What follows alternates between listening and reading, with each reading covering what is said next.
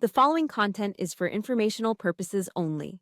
The views and opinions expressed by the hosts and guests are solely their own and do not necessarily reflect the views of Alia, its affiliates, or any organizations represented by the participants. Nothing discussed should be construed as financial, legal, or investment advice. Welcome to Market Cap, where we feature firms and funds to explore the thinking that guides them, the patterns they observe, and other forces moving in markets. I'm your host, Stefano, Director of Institutional Services at Aave, and with me I have Mark Gerhart, Business Development Lead at Dialectic. Dialectic is a crypto asset manager running a traditional quant fund alongside on-chain vault strategies. It focuses on actively managed, risk-aware strategies, increasingly centered on flexible vault infrastructure and sourcing yield from real-world assets as crypto market inefficiencies compress. Mark, so great to have you with us. Welcome on the Thank show. you for having me today. Yeah, thank you for having me today. Absolutely, man. You're moving around a lot. Last time we spoke, you were gearing up for DAS, Digital Yeah, Asset Summit in New York. I always like to ask guests first if they had been to conferences lately, what yeah, their read was, um, what feeling are they getting from the market, what yeah, stood out, what caught your attention. yeah. So we're just coming off the heels of both DAS and also ECC. I wasn't able to go Yeah. to ECC, but I think what's obvious from both of those conferences is that like real world assets are like here to stay. We just need to really understand how to package them correctly, especially bring them on DeFi rails. So that's one thing, right? It's like RWAs are like definitely have a place within this market. Secondly, and this kind of fits into that, it is that like the institutions are here, and they've actually been here for a while, but now they're actually coming in size.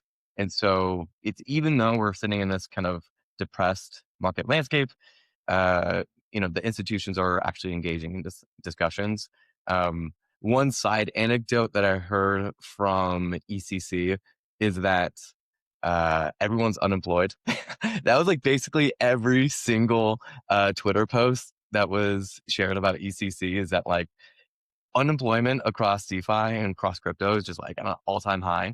And I think actually what this kind of connects back to is that we're seeing a lot of concentration and consolidation across the entire industry, right? So I think in the past there was a bunch of new crypto startups. They all were producing tokens and they're all getting a lot of VC funding.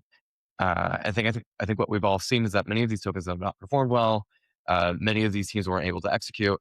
And there's honestly some real category leaders that are coming out of this bear market. And so I think the joke that everyone's unemployed kind of speaks to the fact that or is really just seeing this consolidation of projects that actually have PMF and that actually can meet the demands of these institutions.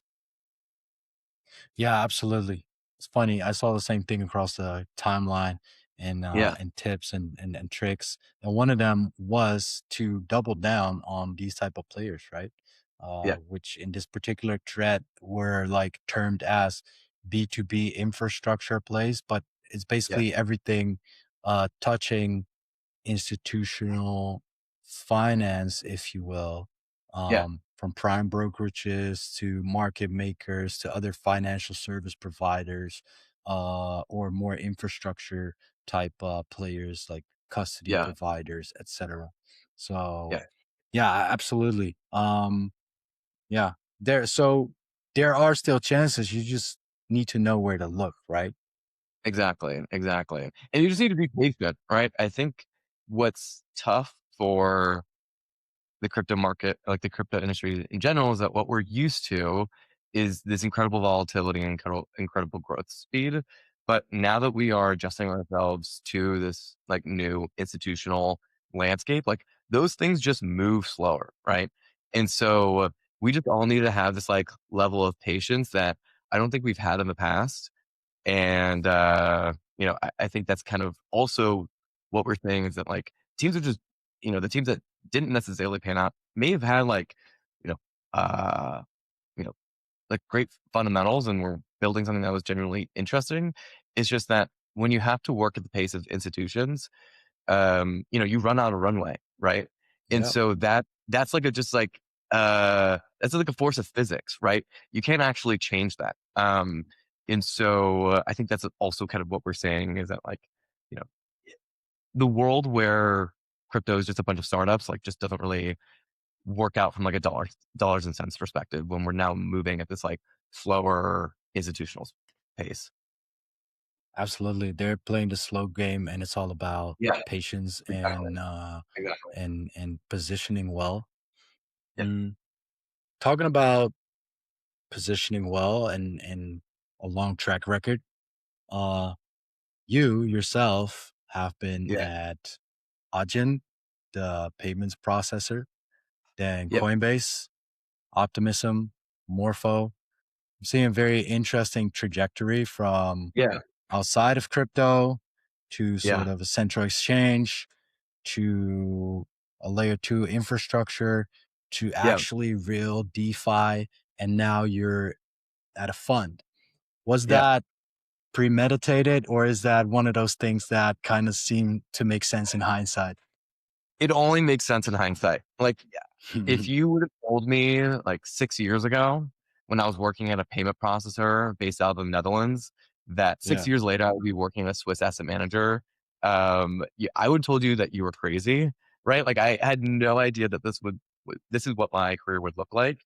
But I'm super thankful for all the experiences that I've had, right? So I was at a payment processor and I think what I saw is structurally just how inefficient payments are. And this was also kind of the same timeline as like COVID was happening, stocks were ripping, crypto was starting to gain traction. And so I saw a role open on Coinbase's private wealth team. And, I said, hey, like this feels like a risk. This feels like a bet that I'm taking, but I'm early enough in my career. I want to, try this out. And I grew up in the Bay Area, right? So I grew up in the Silicon Valley, and all sides have always pointed to like just take risks, right? Like the biggest risk takers in tech have always been those who have been the most successful. So so I took a risk, joined Coinbase, and I think while I was at Coinbase, sitting on the private wealth team and just generally like institutional team is that like I was given the really privileged opportunity to see like, oh wow, like these institutions are here, but very quietly. Right now, we're just like custody their like little kind of like side pocket of Bitcoin, but they're setting up these institutional accounts. They're setting up these relationships with the Coinbase like prime brokerage team, and this will come into place, or this will all come together in the next couple of years. So I think it was really in that role that I got a lot of conviction of, the potential of crypto and kind of the potential for it to shape finance in a real way. Um, Mm, and then following that, I was like, okay, like I've worked at an exchange. I understand how it works, but I don't really have a firm technical understanding of what I'm actually building and what I'm actually a part of. Because when you work on an exchange, you could replace like Apple stock and like Bitcoin, and these would basically be very similar conversations, right? Like it's yeah, not that fundamentally different. yeah. Um, so when I was working, then I was like, all right, I got to work at like the high flying company at the time, which is Optimism. And thankfully, Coinbase and Base and Optimism all kind of were having kind of were in the same conversation. So I joined Mhm, Optimism on their DeFi partnership team, really thinking about okay, how do we bring out this interoperable, uh, like cross chain DeFi experience? And it was at that role where I really felt like I started to understand what I was building, understand the industry that I was a part of. At that time, like I was for the first time like on like crypto Twitter, understanding like who the large players were. Um, and I was at Optimism for about 2 years, and then it was when I was building this like DeFi. It was called like a DeFi Summer Part Two incentives campaign across all the Optimism layer twos. That I met this small team called Morpho. And at that time, no one really knew Morpho, right? It was very, very, very, very early stages. And we gave them an allocation of OP tokens for incentives. And then as I started to meet the team and understand what they were building, I actually again felt like I was going down the rabbit hole of understanding how do these like financial primitives actually look and how are they actually different, right? And then what I'm talking about is how is Aave different than Morpho, right? Because from an outsider's perspective, they're essentially the same, right? You can borrow, Yeah. you can let, right? You can earn yield, right? So like from the outsider's perspective, very much the same. But once you start to dig into smart contracts, you're like, oh, whoa, Morpho is this like step function change in terms of its underlying design, what it can offer. And I learned that Coinbase was then integrating their borrow product and their earn product into Morpho. And I was like, okay, well, I mean, this story is really like playing itself in the sense that like, okay, I understand the distribution that Coinbase has. I've seen it firsthand. I now know that Morpho is going to be connecting into Coinbase. Like this is the next place I want to be. So I saw this connection between these two teams. And I was like, okay, like I want to join this. And all of that Morpho, I really learned, a ton about DeFi, and got really close to all the LPs on top of Morpho. Uh, and that's actually where I met the Dialectic team. And, Dialectic, as you said, we are multi-strategy DeFi yield fund.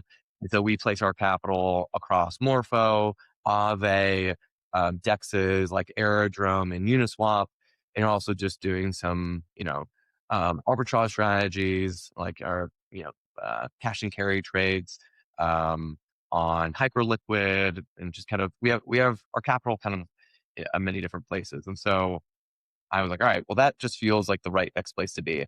So that's my entire career trajectory. It's long and Yeah. winding. It really does.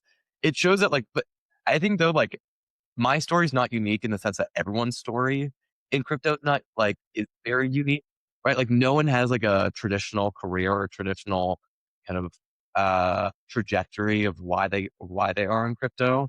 So I think that's what makes my story very ordinary. But yeah, I'm thankful for every way. Yeah, absolutely. You laid out very well, like how they stacked, right? How one Yeah, thing led to the exactly. next, and how you Yep. really leveraged the insight and the experience from one thing Yep. for entering like a new phase. Yep. That's very interesting. Yep. Dialectic, focus on dialectic now. Yeah. I always like to figure out like the org, like how does it work so our Yeah. audience like understands what it really Yeah. is that you're doing, what it is that you're Yeah. operating and offering, and how do you generate returns or Yeah. revenues? Because that Yeah. really lays out, um, that really gives a solid understanding, in my Yeah. opinion, what an Mhm. organization really is. Um, my understanding is that you guys started out as a family office, Yeah. um, and you operate as a quant fund, Yeah. but you're also starting to move into asset manager territory more lately. Yeah. Yep. Can you Exactly. can you tell can you tell us a little bit about what it is that you guys do and bring it all together in a way Yeah. that it makes sense, the way that your Yeah. career makes sense?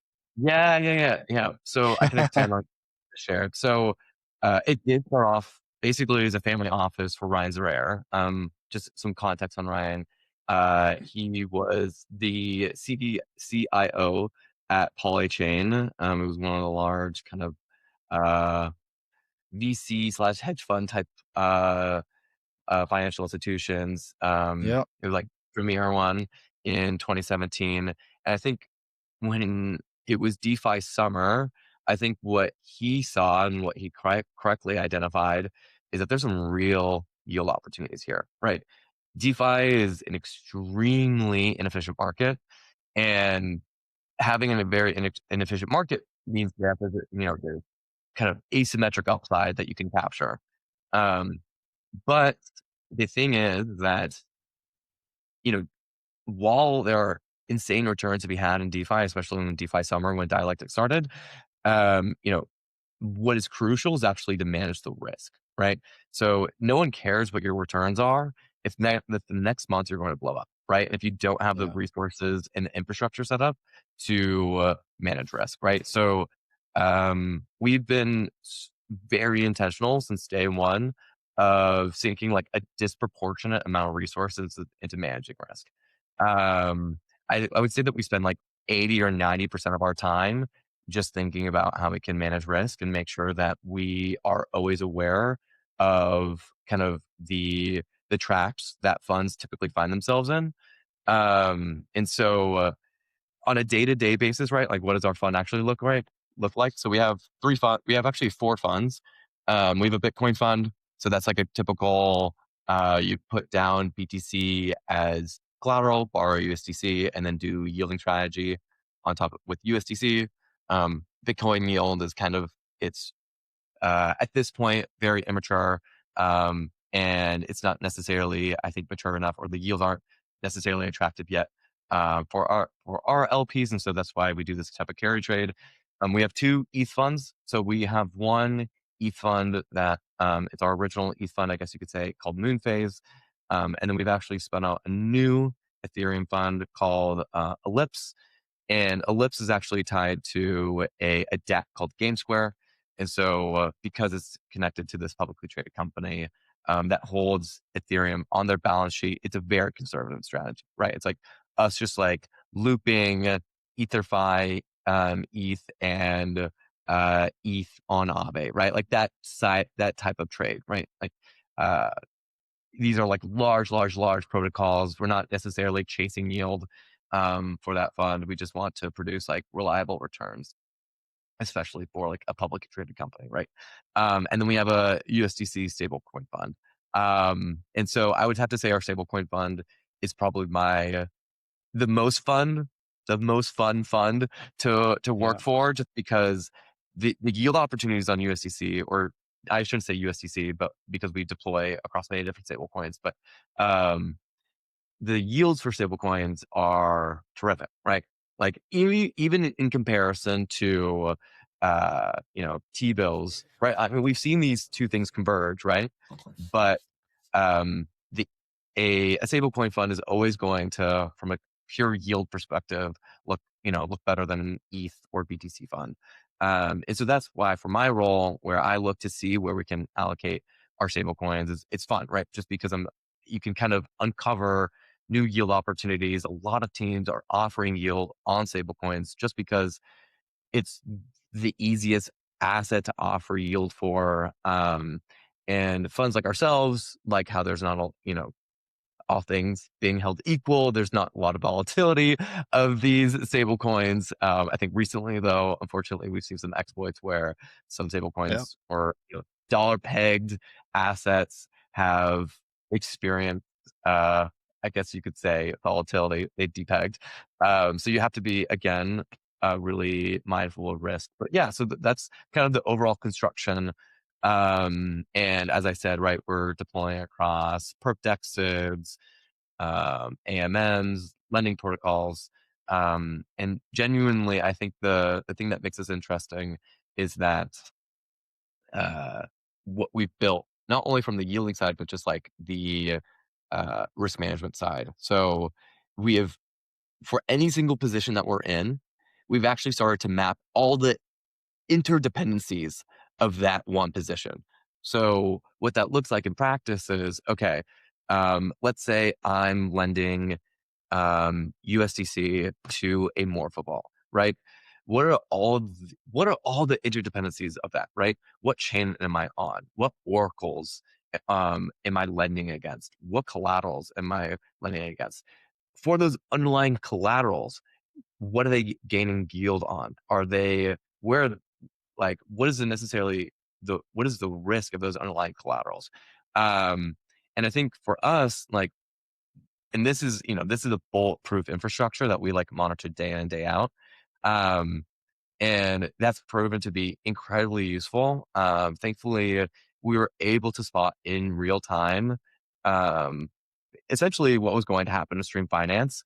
we were able to see that Elixir changed their underlying uh, composition to have a disproportionate kind of exposure to stream finance. Stream finance is not something that Uh-huh. we necessarily felt comfortable with at the time, and so Uh-huh. we were lending stablecoins to a vault that was exposed to Elixir, that was then exposed to Stream, and we saw that Got it. immediately, and we pulled out of that position.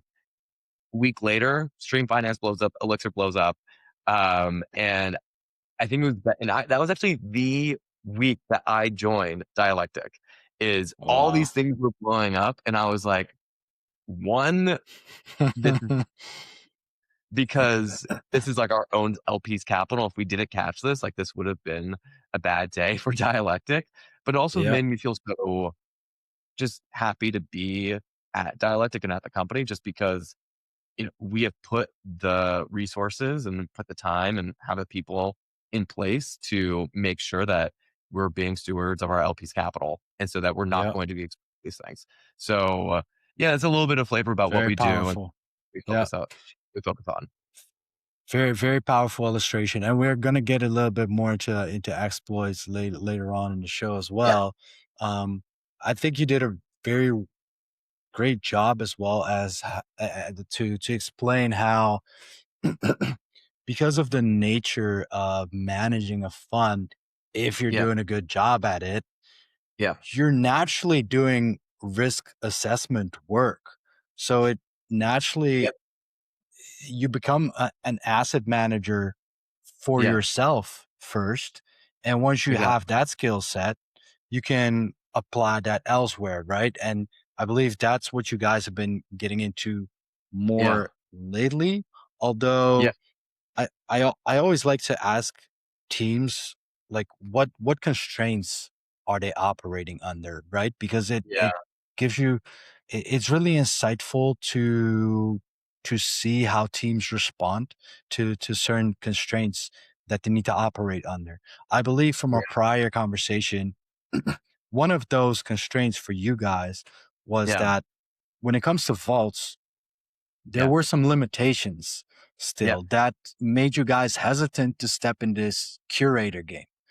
yep, I think a lot of exactly. that changed Yep, when you guys started working with Mackinac vaults. yeah. Maybe you could tell us a little bit more about, what those specific limitations were and how this, yeah, basically changed the game for you guys and opened up that space for you. Yeah. So I think it was prior to when I joined Dialectic, but about 18 months ago, I think we were hearing two things, right? We were hearing both that investors wanted access to our PMs and wanted access to our yielding strategies, but in a permissionless way. And the second thing that we are hearing, and just kind of we were receiving like inbound requests is that we should be vault curators across DeFi, right? Like I think Morpho and Veda, they really brought this kind of like paradigm where vaults are kind of the standard for the ways that like DeFi uh, strategies are composed together. And so we started to take a look at the landscape saying, okay, like, all right, we could spin up a vault ourselves. We could become a curator. Um, and what we saw is like what our takeaway is that the infrastructure that was currently set up in DeFi was not really consistent with everything I just said about managing risk, transparency, making sure that there were guardrails in place to not be overexposed to you know, any undue risk that any LP would not want exposure to. So what so then I think from that stage, we essentially incubated a project called Machina, and it kind of within the infrastructure of Machina is really kind of like everything I just said. So from a high level, it's a cross-chain vault and strategy, um, like yield aggregator. Essentially, you deposit, let's say stable coins or ETH, and it routes your stable coins or ETH to underlying yielding strategies. But um, I think what makes it different is a couple things, right? It's the on-chain accounting aspect of it. So what we saw with other vaults is that essentially it's like, I like to say it's like a trust me bro nav that they have, right? It's just like they produce navs off chain in a spreadsheet, and there's no independent like nav team or third party of verifying that nav, right? Like even within Dialectic, we compute our nav within a spreadsheet, but we also have a third party that audits our nav on a monthly basis and makes sure that the nav that we're producing to LPs is correct, right? Like that is the standard for any type of fund. Alternatively, in the like the on-chain yielding space with these vaults, you're just getting that spreadsheet and you're not getting that verification. And so with this understanding that we are bringing in institutions and they're not going to trust a trust me bro nav that's produced by some intern on some Excel sheet. That's not good. At least that was kind of our assumption, is that like we need to really elevate how these navs, um, how these vaults are essentially producing the nav and kind of like distributing yield to LPs. Um, I also think what we saw as well is that like how vaults are constructed, um, it's really not compatible with like a cross chain infrastructure. What you actually have to produce is kind of all these little kind of smaller sub accounts on all these smaller chains, and they um, pass back yield just basically blindly to a hub chain or like to a hub vault. And so there's not this necessarily like this great cross chain infrastructure that many vault providers have. And so what we wanted to create is a like true hub and spoke model where you deploy a vault on hub chain. So right now our hub chain is Ethereum. But there is a clear line that you can draw between the strategies on each individual L2 or each individual chain that's not Ethereum back to the hub chain. So we've built this like hub and spoke model that is extremely transparent in how the nav or how the yields pass back between these L2s and the L1 chain. And the final thing that we've made sure is that you know, what you see oftentimes with these vaults is they start very conservative. They start with like just lending to a morpho prime vault, right? But you start to see this drift in terms of risk, right? There's no guardrails actually in place for many of these managers to you know only allocate to specific strategies, right? Like it's all basically under their discretion. And Right. so what we wanted to do is take in within the smart contract language all of the permissioned strategies for a Mm, particular. And so that's what you get with Machina, is that there can't be this strategy drift where as an LP, you are all of a sudden exposed to risk that you didn't think that you were going to be exposed to. It's yeah. like very clearly what contracts are and are not permissioned within a Machina vault. And so again, I think that gives this level of transparency, this level of kind of the stronger amount of guarantees to LPs that they aren't necessarily going to be exposed to like the next like stream finance, right? And so those are some of the like the underlying kind of features of Machina that I think will become table stakes in the next 6 to 12 months, and why I'm so excited about it. Yeah, that's what we're building over And there.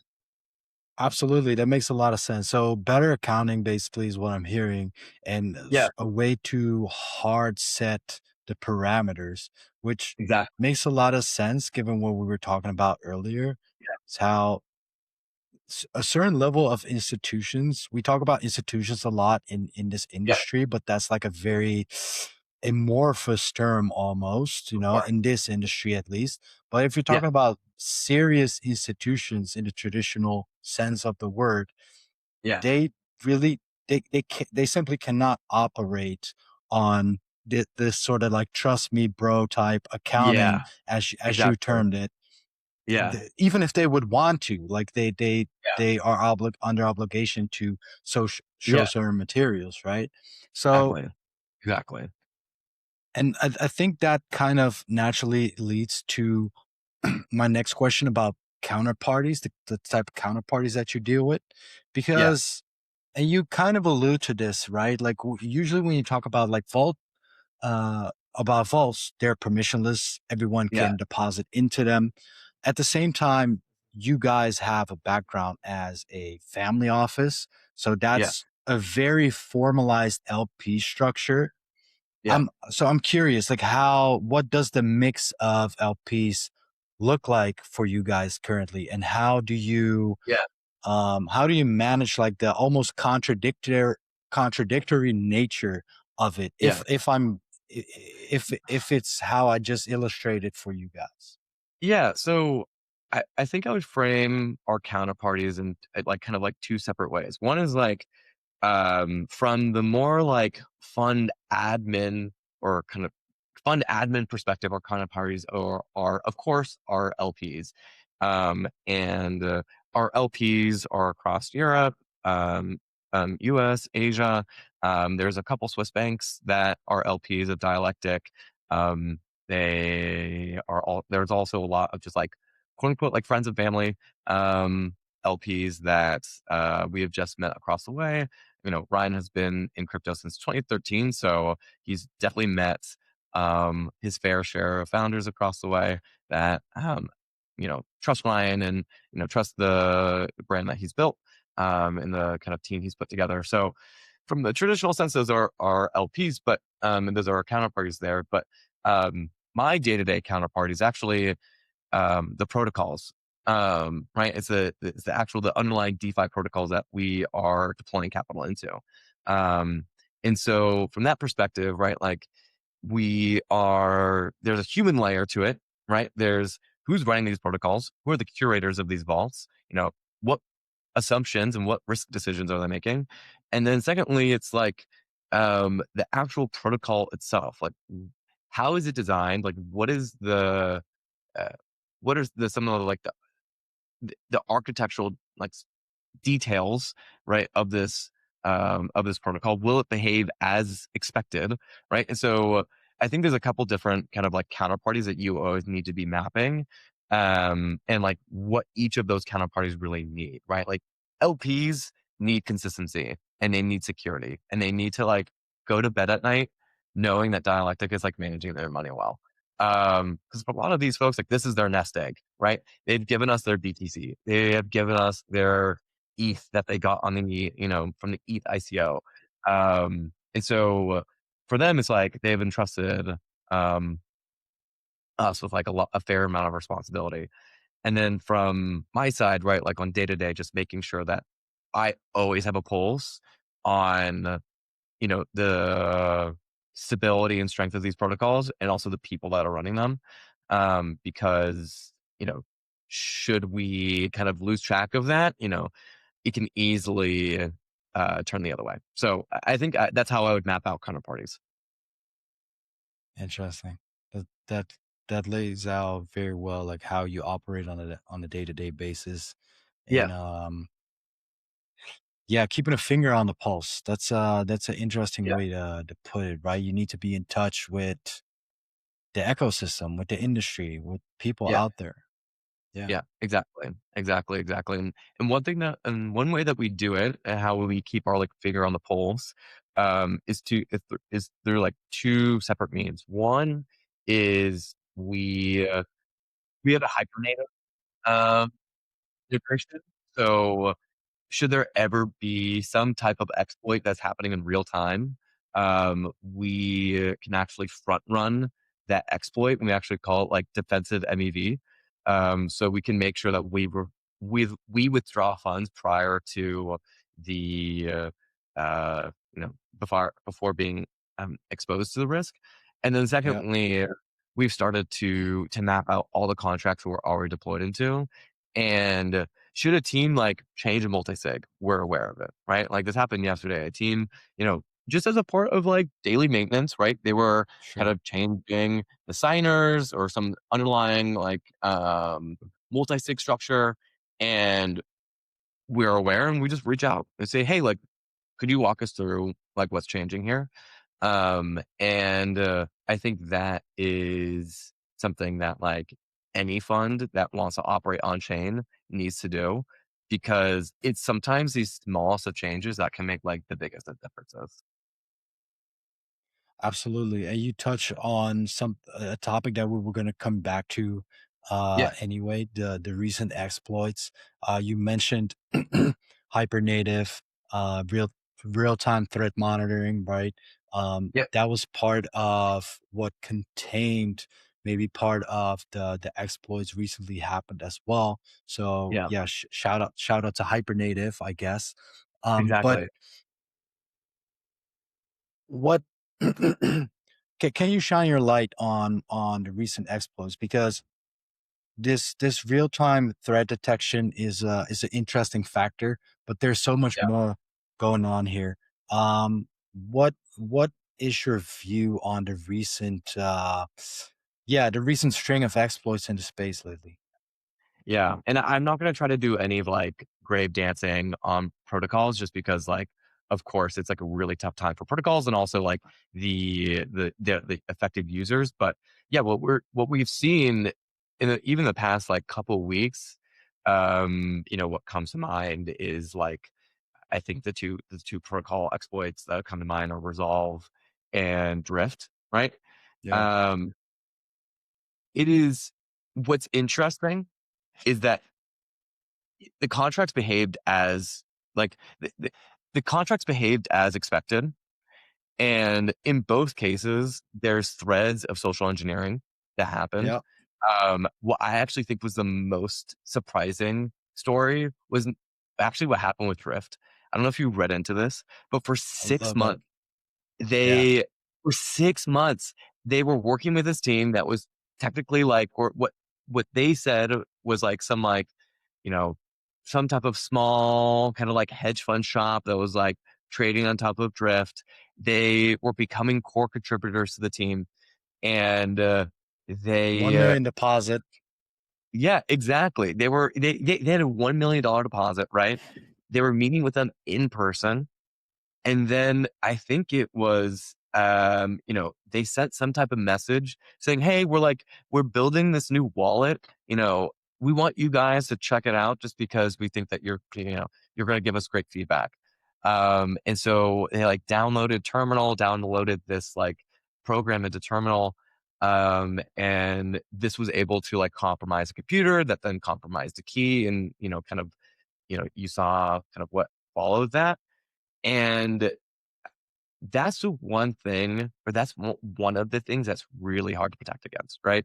Because what you're seeing there is two things. One, you're seeing social engineering at its like most insane level, right? Or are you joking me? Like 6 months of work, like honestly, good game, like GG, like that was like they earned that, Yeah, right? I yeah. mean, I'm being tongue in cheek, but that was quite impressive. But also, teams are using laptops they sign transactions with on their multisig on a day-to-day basis, right? And that, you just can't do that. Like that is actually like that isn't that's something that we have no visibility into, right? It's like, what devices are you using to like sign multi-sig transactions, right? Like you would hope that they would have a device that does nothing but sign transactions, and that there's another device that is doing, everything else, right? And what they were doing is kind of conflating the two. Um, and that was that was the risk vector, right? Um, and so I think it was just like a big reminder that like, while I talk up this big game that like institutions are here and that we're going to finally meet our moment, like sometimes we're not even doing the basics right. Like what we've seen with both Resolve and Yeah. with Drift is like keys were compromised. Like this is like, we saw this with like what, Bybit like a year ago. Like how have we not learned, right? Like we keep on running into the same traps. And there's no like interesting kind of like protocol design when it comes to like risk tranching that can save us from a compromised key, right? And Yep. so one thing that we're seeing right now is like everyone's building out tranching within their protocols, right? So like having first loss capital, um, Yep, and even Machina is doing it. We're like, I think it's like a smart way to diversify risk for any LP. for Um, sure. but you can't like you can't protect your contracts like the contract will worthless.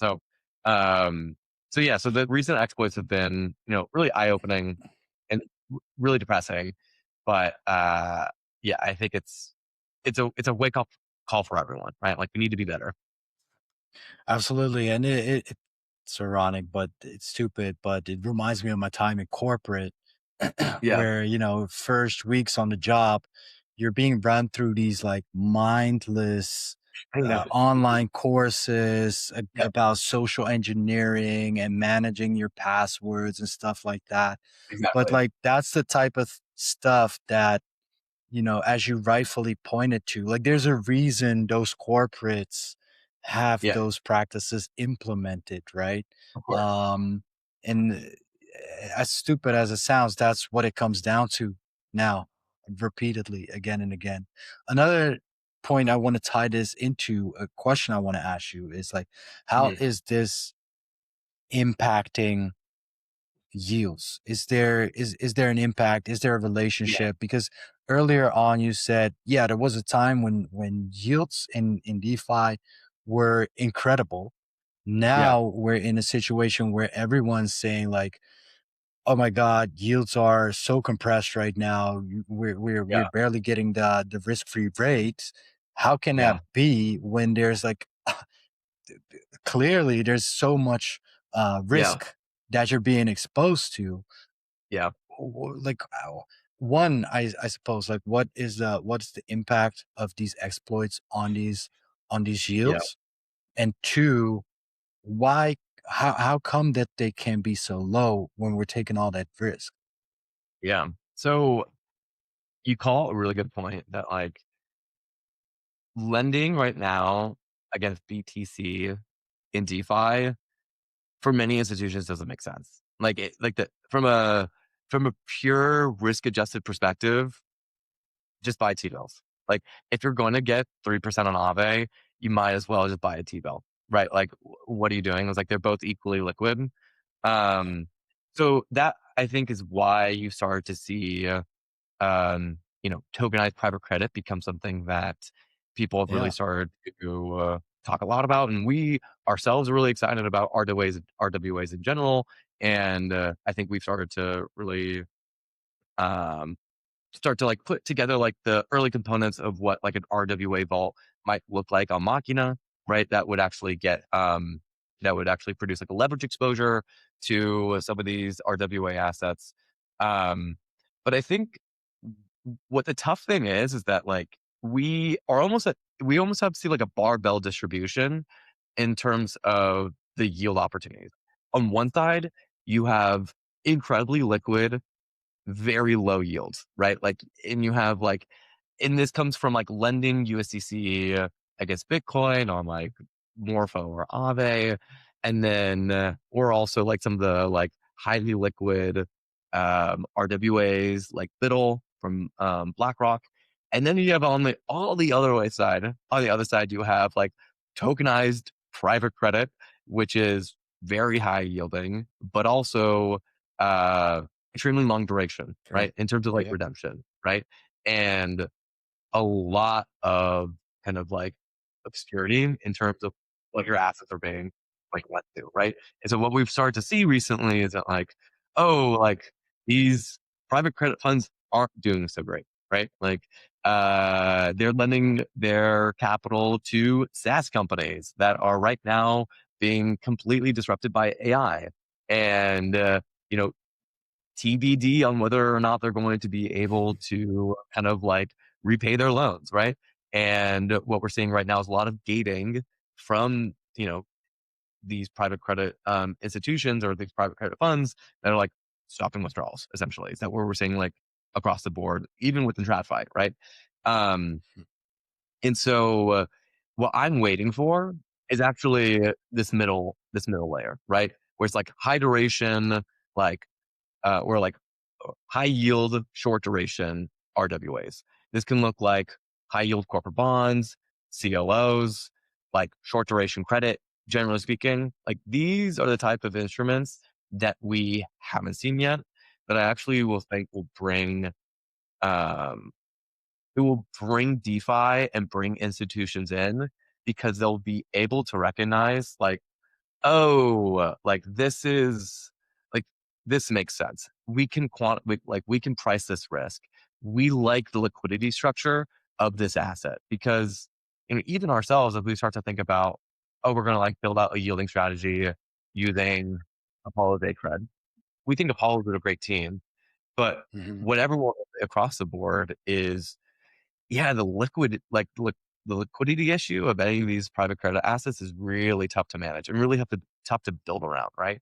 And so you have teams like Fission who are bringing this like redemption liquidation facility Mm, to RWA assets that will reduce the friction, but it doesn't necessarily it's not necessarily the most elegant design in the world, right? Like the ideal the ideal structure is that you don't even really need to take a massive haircut on redeeming your asset.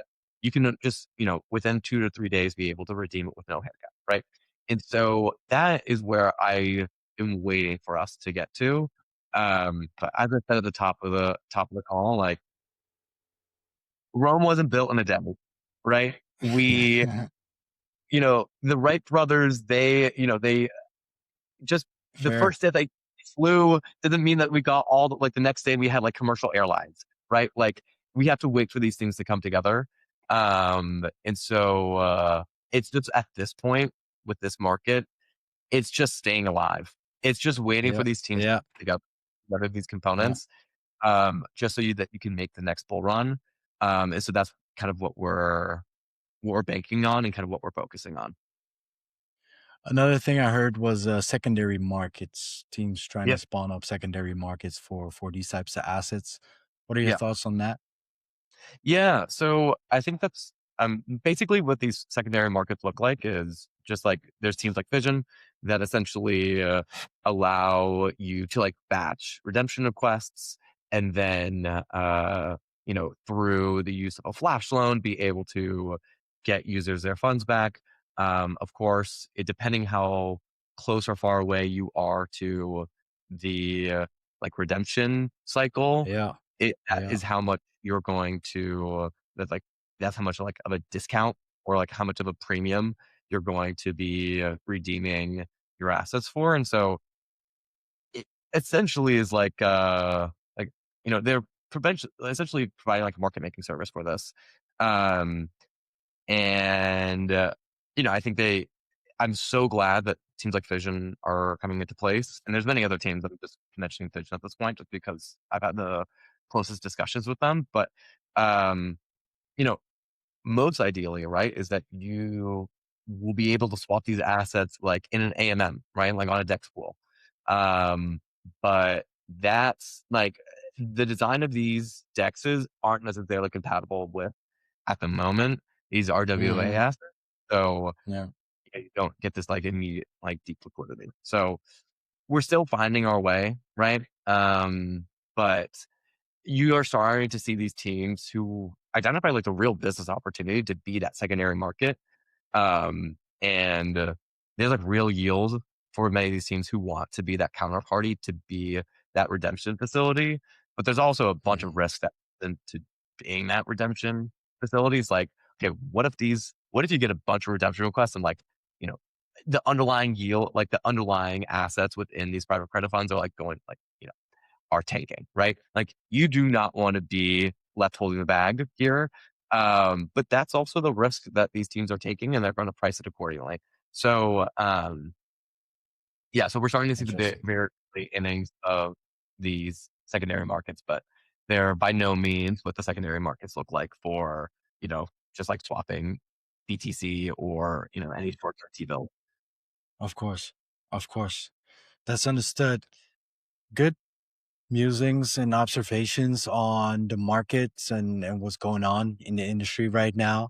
Um, Yep. to bring it a bit closer to Dialectic, I'm sure Yeah. you guys have taken your own learnings from everything that's happened, not just recently what we talked about right now, but like more Yeah. longer term, and taking your learnings and decided to basically make a couple bets of your own, of Yeah. your own. One is doing more RWA strategies, which you alluded to as well. Another Yep. thing you talked to me about in the past was atomic unwinds that you're going to be Yeah. introducing. Yeah. First off, explain what atomic unwinds mean and how you guys came to the conclusion that this would be a good idea. Yeah. So, what's really tough about these RW, like why you for a vault, any type of vault, right, that you want to that like is going to be like exposed to RWA assets, like you don't necessarily just want to just like sit and hold a cred, right? Like what you actually want to do is leverage a cred. Like you want to like get some leverage on top of it, conservatively, but you want some leverage against it, right? Like you can the the risk profiles essentially, if you put some conservative leverage on it, like it's quite minimal, but the upside is like you can get like 15%, right? Like 12 to 15% on this asset. And so that's extremely attractive. And so what we started to think about is like, okay, what would like a 2x leverage strategy look like for any of these like like private credit RWA assets look like? But in order to put any of this together, you need to have kind of atomic liquidations or like kind of atomic redemptions. And so this is kind of what I was saying with like the partnering with teams like Fission. So by depositing, like let's say you would deposit USDC into a vault, it would then enter into kind of a 2x leverage loop on something like a Morpho or Aave Horizon, et cetera, right? So you put down collateral, you put down a cred, you borrow, let's say, RLUSD or USDC or Agora's AUSD, and then you kind of purchase again the RWA asset, put it down as collateral. You have a 2x leverage position. Amazing, right? Earning yield of the collateral minus the borrow cost, right? The issue here is that like when you want, let's say a user was like, okay, great, like I want to unwind, right? Like as the risk manager and as the curator of the vault, like what we wanted to offer is like, okay, how do I unwind from this position like atomically, right? In the sense that in normal conditions, in order to unwind, you would, without, you know, without working with like an external market maker, you'd almost need to wait the entire redemption cycle to unwind this 2x loop. So it's like, okay, that's not going to work for DeFi where the expectation and the standard is immediacy, like next block execution. And so for us, what we said, okay, let's start to speak with these teams, and I'll, couch all this by saying we're still in the early innings of kind of putting this together. Um, where you can work with teams like Fission, where you can batch all these redemption requests together. And then you can actually use a flash loan to unwind these loan positions very cleanly, and be able to deliver the principal back to the user that who wants to redeem, um, regardless of the leverage that they have against it, right? And so I think that's a future that we're going to start to see across the board.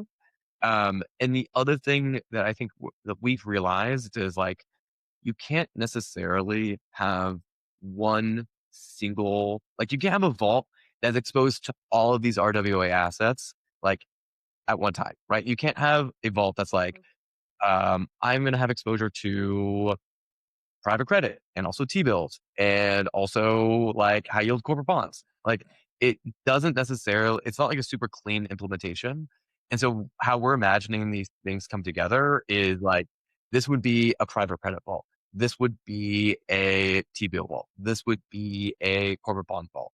And maybe there's some type of aggregator on top of it, but these vaults all need to sit uh, silos from each other because they all have very different risk profiles, and to commingle them, I think would be at least from what like our risk managers and PMs have kind of done the analysis on is that it the yield profile of the vault would be disproportionately like skewed in the sense that you're not the risk that you're taking is actually much higher than the yield that you would be getting. Um, and so like you would essentially be diluting the risk by allocating or diluting the yield by allocating to bills while still being extremely exposed to like private credit Yeah. assets. And because these two things are so different, you can't actually Yeah. put them in. So that's generally speaking how we see these things coming online and where we will be like in 2026 and 2027 investing a lot of resources into. Very interesting. All right. Yeah, like the way I understand it is like if you try to aggregate all of that, you get a sort of aggregated yield, Yeah. but you're still exposed to the biggest risk in that Yeah. bucket, right? Exactly. So it doesn't Exactly. make sense. Yeah. It doesn't make sense. It doesn't make sense. So you want to individually kind of set these like on Machina we call them machines. They're vaults, but we'll call them machines. We set all these machines to be separate and to be isolated to a single RWA. So yeah, so I mean that's how we started to think about it. And it's been kind of a really exciting time.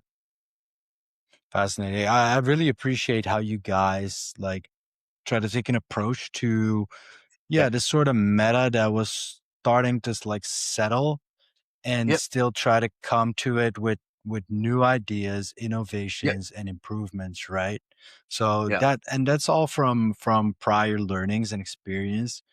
Looking forward, what are future signals that you're looking out for in the markets that make you say like, "Ooh, if we see this happening, we seriously have to maybe course correct or make a pivot, or that's something we could double down on that could be like an opening and opportunity in the market." Yeah. So I'll say like two things. One is like as a firm, we recognize that like we are now firmly in like the age of AI, right? And if we don't adopt to AI, we're going to fall behind, right? Like that is and that's actually our edge is because we actually think that we execute at a institutional level, right? But we aren't necessarily dragged down by like what it would take for an institution to start like adopting AI into their organization.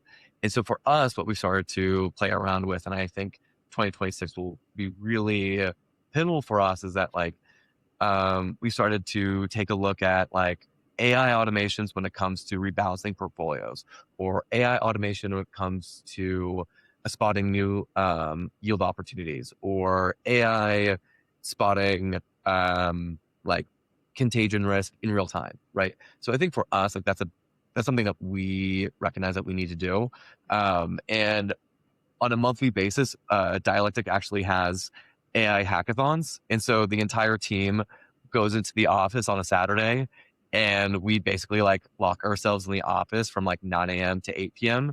And we just do an AI hackathon on interesting ideas that we think could like benefit the firm. And this can be from like, crazy yielding strategies to like, okay, let's put together like a new like brand for Dialectic, right? Like let's put together like a new kind of like website design, right? Like it could span all these things, but I think what that says is like we recognize that like with AI we have so much more capacity to do more and think outside the box. And so I'll be going to Switzerland next week, and then the following weekend we're doing an AI hackathon, and the purpose of that one is just to think of new yielding strategies. And so it's just really fun, right? It's like at the end of the day, it's like Yeah. you get to like, as someone who's not technical, right? Like being able to like plop an idea into Claude code and start putting together like the early signals of something that could actually work. Like it's like a really fun process, and something that like why I'm thankful for working at Dialectic is that we like have this approach to things. And then the second thing that I think what we are spotting, at least personally as a firm, is we have put in an application for a FINMA license. And so what that allows us to do is to be like a Swiss regulated entity. and we can make all of our operations, all of our licenses into a Swiss entity.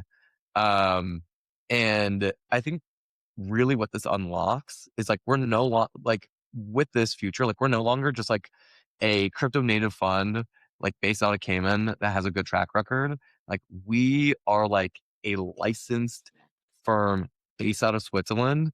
And what that offers us is like, of course, like regulatory credibility and like Yep. kind of just aware like regulatory clarity, and just kind of like gives us a clear path of what we can and can't do, and kind of gives us that confidence. But it also helps us attract new LP capital, right? And from these institutions where the checkbox is like, are they FINMA licensed?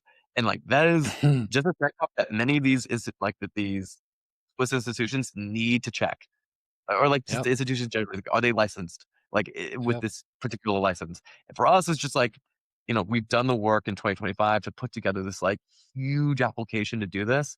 And like, you know, with any of these type of licenses, like just because you submit the application doesn't mean that you get it the next day, right? Even if you put together like a perfect application and we have like all the credentials set up for us to be FINMA regulated, um, you know, this is something that we're expecting in 2026. And I think a lot of other funds are going to be pursuing this as well. So we're not going to be the only shop on the block. Um, but for us, it's, I think it's going to be a big differentiator. 100%. I had Anchorage on the show last week. I mean, case in point, right? Exactly. It puts it, well, they were the first in the US, I think, but it puts them categorically in a new Yeah, um conversation, right? Like you're talking exactly. suddenly with parties, you're sitting with parties at the table that, I should put it, they simply would not talk with you before that, because what's Exactly. even the point, right? Exactly. And Exactly. yeah, it's I congratulate you on that, because that's going to be a step change, right? As you put it. Yeah, exactly. Exactly. And so that also allows us to put together new strategies too, right? Like one thing that we've started to think about is like a Swiss franc hedged stablecoin strategy, right? Because like if you are like a Swiss entity and you hold like, Swiss francs, and then you swap that into like dollars into stablecoins, like, if you look at the graph, like the Swiss franc has done like amazingly in the past year. Like it's definitely like it's a very strong, durable currency. This dollar has not done that well. And so it's like Yeah. for many of the institutions, it's like, I don't necessarily want exposure to the moment. And we're like, okay, fair, fine. Like that makes sense. And so I think for us, when we like look at getting this license actually opens up the business case. Like we could do it now, but it's like, what's the business case? We're not necessarily going to like, we don't have like Swiss entities knocking down our door because like, we don't have our FINMA license yet. But like when we do, it's like, oh, okay, like we could put together the strategy, and there's a huge demand for it, right?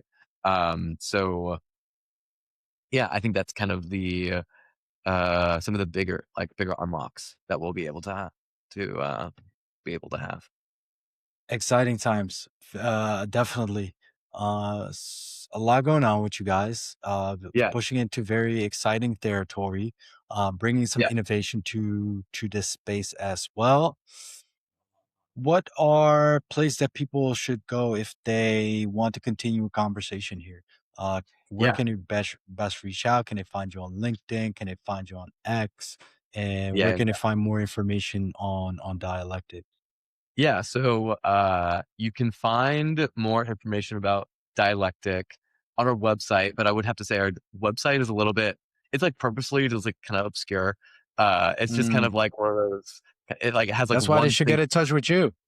Yeah, that's what they should get in touch with me, right? So well, you can get a flavor of what we do on our website. You can get a flavor of what we're doing between both Dialectic and also Machina on our Twitter.